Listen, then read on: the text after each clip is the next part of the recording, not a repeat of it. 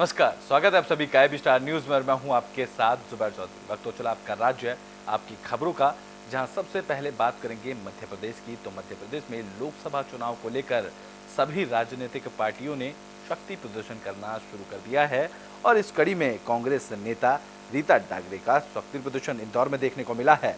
तो मध्य प्रदेश में लोकसभा चुनाव को लेकर सभी पार्टियों ने तैयारियां तेज कर दी हैं। इस कड़ी में इंदौर में कांग्रेस नेता रीता डागरे ने अपना शक्ति प्रदर्शन किया। बता दें कि इससे पहले ही रीता डागरे ने पूर्व मुख्यमंत्री कमलनाथ से महू विधानसभा से चुनाव लड़ने की इच्छा जाहिर की थी, जहां जिला महिला कांग्रेस की अध्यक्ष रीता डागरे ने तूफानी बारिश में अपना दम दिखाया, जहां वो विभिन्न जिलों में बड़ी संख्या में महिलाओं के साथ गांधी भवन पहुंची। इस दौरान कांग्रेस कार्यकर्ताओं ने उनका जोरदार स्वागत किया। अब तो कांग्रेस की सत्ता आने वाली है और सत्ता में आने वाले हम लोग कांग्रेस। और ये गोलू बिहार के लिए ही ये जो महिला है 1 नंबर विधानसभा से है और 1 नंबर विधानसभा से गोलू बिहार के लिए आई हैं। जो हमारे गोलू भगनोत्री जी हैं, आज कार्य अध्यक्ष का पदभार ग्रहण कर रहे हैं, इसलिए उन्हीं के लिए महिला है। ऐसा नहीं लगता है कि कहीं ना कहीं शपथ समारोह में शक्ति प्रदर्शन का भी काम हो रहा है? देखिए, कमलनाथ जी की सरकार आने वाली बहुत जल्दी। तो इंदौर में भारी बारिश के चलते चारों ओर पानी ही पानी देखने को मिला है, जहां सड़कों समेत कई घरों में पानी घुस गया है। तो इंदौर में बारिश का दौर लगातार जारी है। यहां पिछले 24 घंटे में रिकॉर्ड तोड़ बारिश दर्ज की गई है, जिससे आम जनजीवन अस्त व्यस्त हो गया है। अधिक बारिश के कारण कान्हा नदी से सटी निचली बस्तियों के इलाकों में पानी भर गया है और बारिश के कारण सड़कें जलमग्न हैं। वहीं गंभीर रूप से नदी में फंसे 21 लोगों को सरकार की तरफ से रेस्क्यू कर निकाला गया। इस कड़ी में इंदौर महापौर और निगम की टीम की तरफ से भी मोर्चा संभाला गया, लेकिन स्थिति काबू में होती नहीं नजर आ रही है। तो वहीं सर्वधर्म संघ के अध्यक्ष मंजूर बेग ने कहा कि लगातार बारिश होने के कारण इंदौर शहर में छोटी बस्तियां भर चुकी हैं। निगम जिला प्रशासन की व्यवस्थाएं नहीं होने से आम जनता को परेशानियों का सामना करना पड़ रहा है। तो वहीं उन्होंने कहा कि उच्च स्तरीय पर व्यवस्था कर पानी निकासी की व्यवस्था की जाए, जिससे आमजन को तकलीफों से राहत मिले और जिन क्षेत्रों में बस्तियों में पानी जमा हुआ है, उनका नुकसान हुआ है, उन्हें मदद के रूप में सहायता की जाए। तो शहर में मां अहिल्या की नगरी में लगातार बारिश होने के कारण जो छोटी बस्ती होती है वो तो डूबी हैं, मोहल्ले डूबे हैं, कॉलोनी डूबी हैं और शहर के मुख्य मार्ग कलेक्टर ऑफिस हुआ, जवाहर मार्ग जैसी स्थिति है। जो मेन मुख्य रोड होते हैं, सड़कें होती हैं, वो भी डूबी हुई। मैं माननीय जिलाधीश महोदय से, माननीय महापौर महोदय से, माननीय निगम आयुक्त महोदय से अनुरोध करूंगा कि इंदौर शहर में जहाँ जहाँ भी पानी जमा हुआ है ये चिन्हित करें और उसकी व्यवस्था करें, तो आने वाले समय में वो समस्या हल हो। क्योंकि जब पानी भराता है तो छोटी बस्ती के लोग काफ़ी परेशान होते हैं, उनके सामान खराब होते हैं, उनकी घर गृहस्थी का सामान खराब होता है।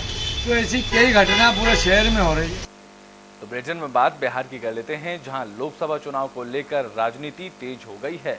बता दें कि बिहार के मोतिहारी में एलजेपी पार्टी की तरफ से बैठक का आयोजन किया गया, जिसमें पहुंची प्रदेश अध्यक्ष राजू तिवारी ने नीतीश कुमार की सरकार पर जमकर निशाना साधा है।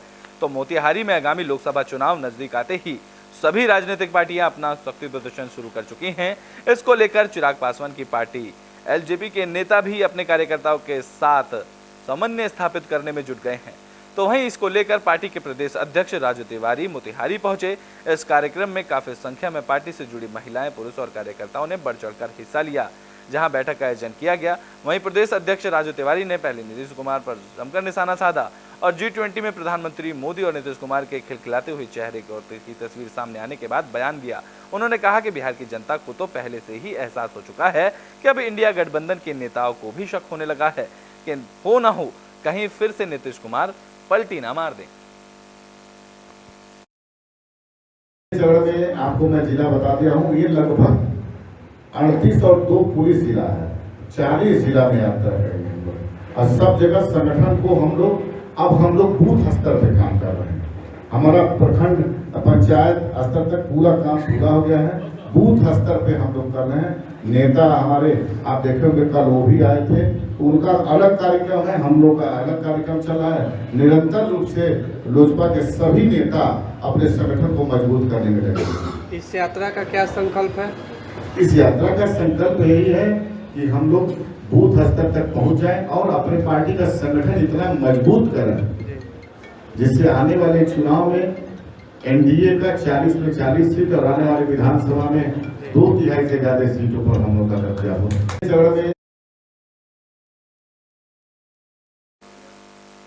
तो बुलेटिन में बात बिहार के सुगौली की कर लेते हैं, जहां मेरी माटी मेरा देश कार्यक्रम का आयोजन किया गया।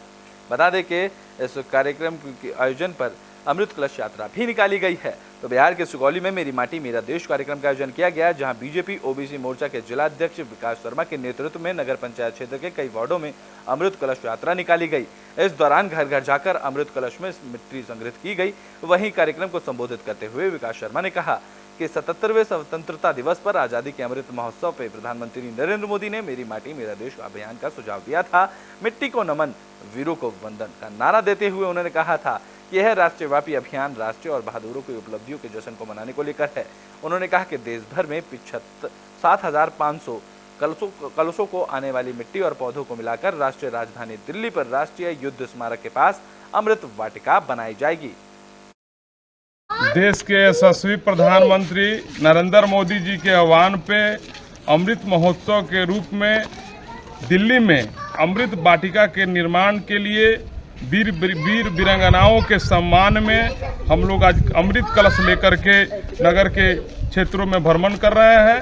हर लोगों से मिट्टी ले रहे हैं ताकि यह मिट्टी अमृत वाटिका के निर्माण के लिए दिल्ली में जाए। इसलिए आज जो है हम सब यहाँ पे भ्रमण करके हर लोगों से, हर देशवासियों से, हर क्षेत्रवासियों से मिट्टी मांग रहे हैं और यह मिट्टी नरेंद्र मोदी जी के आह्वान पे दिल्ली में जो वाटिका का निर्माण होने जा रहा है, अमृत वाटिका का निर्माण होने जा रहा है, उसके लिए जा रहा है। मैं विकास शर्मा, भाजपा का ओबीसी मोर्चा का जिला अध्यक्ष हूँ, साथ में सभी भारतीय जनता पार्टी के कार्यकर्ता जो हैं वो। तो बुलेटिन में बात बेतिया की कर लेते हैं, जहाँ कचरा इकाई प्रबंधन भवन का शुभारंभ किया गया है। बता दें कि बेतिया के कटोरी पंचायत पक्की सरेह में कचरा प्रबंधन इकाई भवन का शुभारंभ किया गया। बता दें कि मुखिया स्मिता चौरसिया के पति विजय नाग ने कचरा प्रबंधन इकाई भवन का शुभारंभ किया। इस मौके पर मुख्यपति ने बताया कि कचरा प्रबंधन भवन का शुभारंभ होने से पूरा पंचायत स्वस्थ रहेगा। मुख्यपति विजय नाग ने बताया है कि सरकार के दिशा निर्देशन पर अधिकारियों के गाइडलाइन में भवन का निर्माण किया गया है। कटोरी पंचायत पूरे जिला में स्वच्छता का मिसाल बनेगा और इसके लिए हर संभव प्रयास किया जाएगा।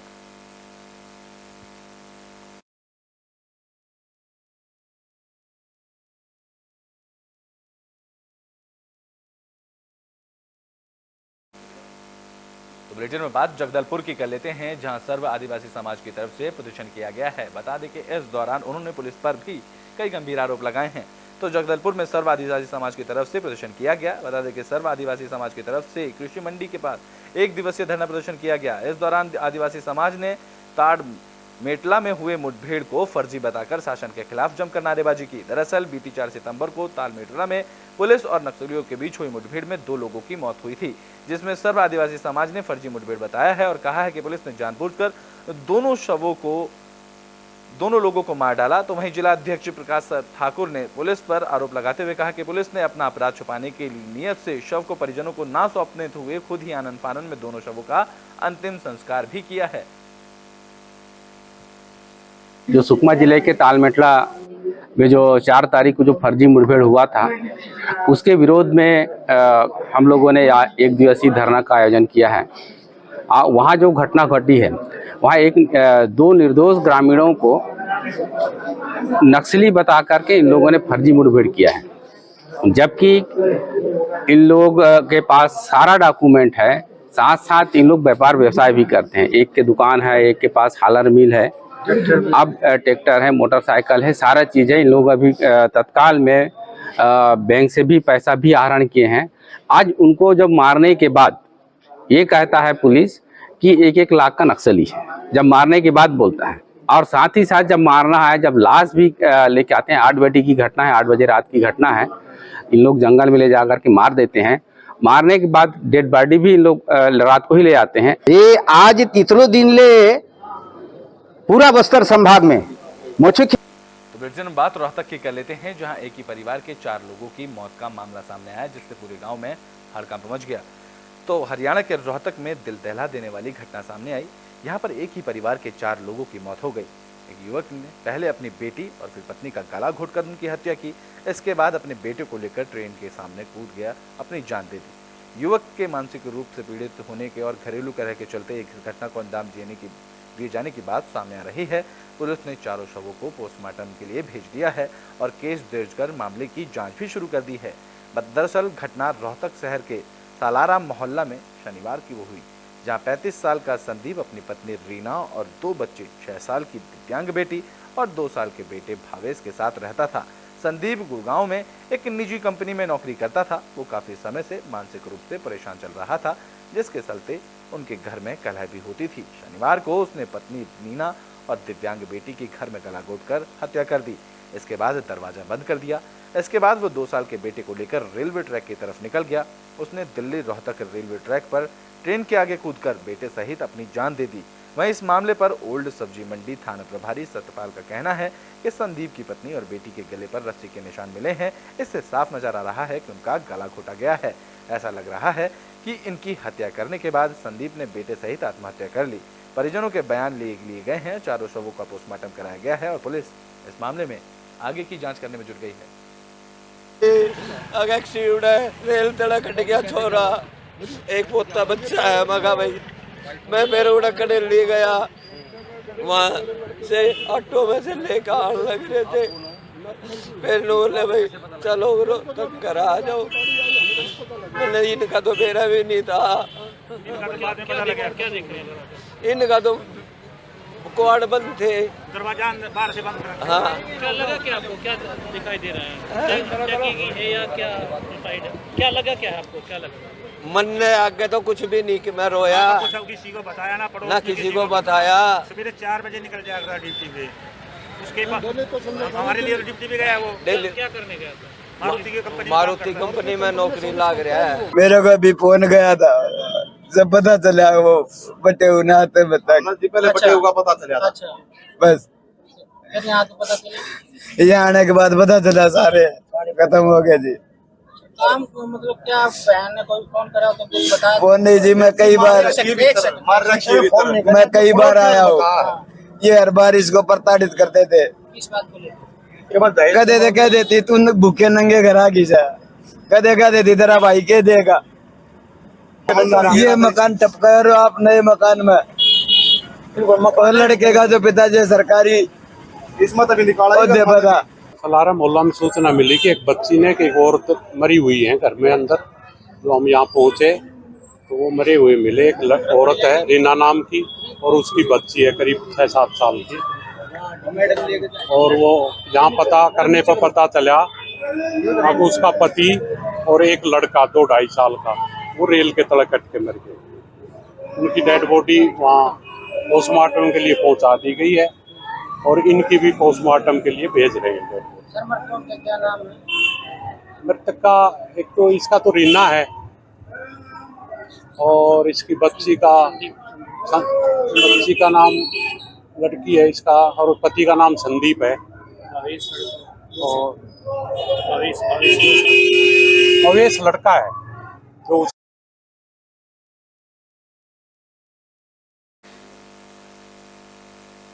बुलेटिन बात जबलपुर की कर लेते हैं, जहां आबकारी विभाग की टीम ने अवैध शराब के ठिकानों पर छापेमारी की है।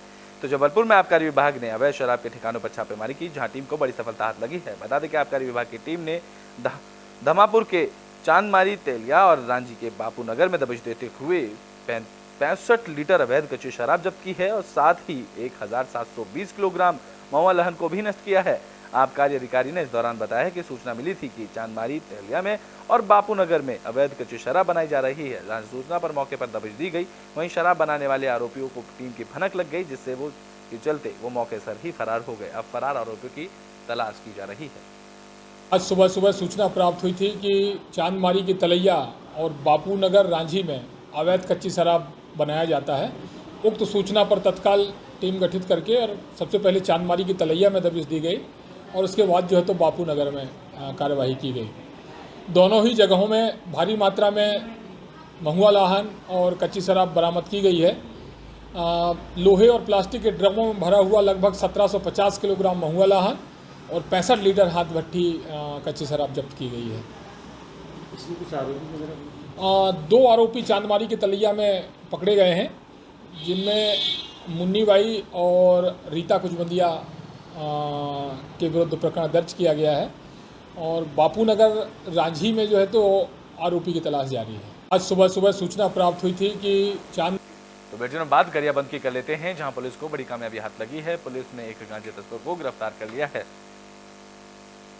तो गरियाबंद में पुलिस के हाथ बड़ी कामयाबी लगी, जहां पुलिस ने ओडिशा सीमा से लगे देवभोग थाना से एक तस्कर को गिरफ्तार किया। बता दें कि तस्कर साइकिल से 5,80,000 रुपए का गांजा लोड कर रहा था, तभी मौके से पुलिस ने गांजे के साथ तस्कर को गिरफ्तार किया।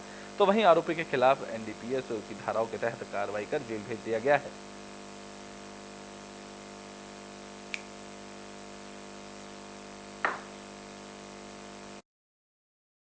मुखबिर से सूचना मिला था कि एक बोरी में गांजा लेके आ रहा है। उस सूचना के आधार पे हम राज स्टाफ के साथ हमारे SI मरकाम साहब को घेराबंदी कर पकड़े, जिसमें लगभग 58-59 किलो लगभग गांजा मिला है, जिसमें अग्रिम कार्रवाई कर रहे हैं। आरोपी थाना क्षेत्र खोखसरा का उड़ीसा का निवासी है और ये इसके बारे में लगातार सूचनाएं मिल रही थी कि ये बाहर से लाके इधर सप्लाई करता है। उसी सूचना के आधार पर इस कार्रवाई की है।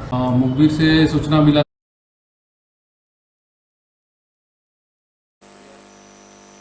तो बुलेटिन के आखिरी में बात जगदलपुर की कर लेते हैं, जहां पुलिस ने बीते दिन हुई हत्या की गुत्थी को सुलझा लिया है।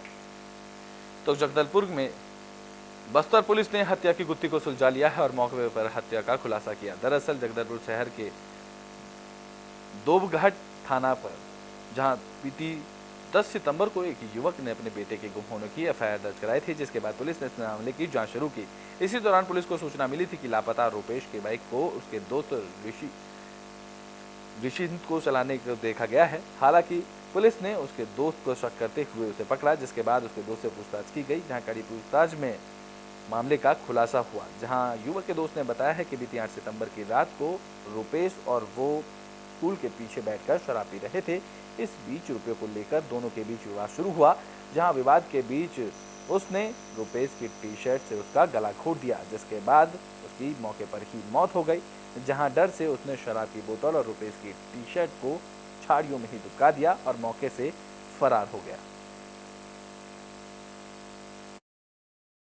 और रूपेश सिंह ठाकुर के साथ दिनांक 8 की रात्रि को सन सिटी आवास के पीछे जो एक एरिया है जहां झाड़ियां हैं, वहां बैठ करके शराब पी रहा था और शराब पीने के दौरान पैसों को लेकर कुछ वाद विवाद हुआ, जिस पर उसने रूपेश सिंह ठाकुर का रूपेश के ही शर्ट से गला दबाकर और जो वहां शराब की बोतल थी उसको फोड़कर उससे उस पर गले पे वार कर दिया, जिससे उसकी मृत्यु हो गई। रसल सिंह 100 को झाड़ियों के बीच में छुपा दिया, जो उसका शर्ट था जिससे उसने गला दबाया था, उस शर्ट को भी वहीं पर दूर में फेंक दिया। आपका राज्य आपकी खबरों में अभी के लिए बस इतना ही। देश और दुनिया की तमाम खबरों के लिए देखते रहें AB स्टार न्यूज।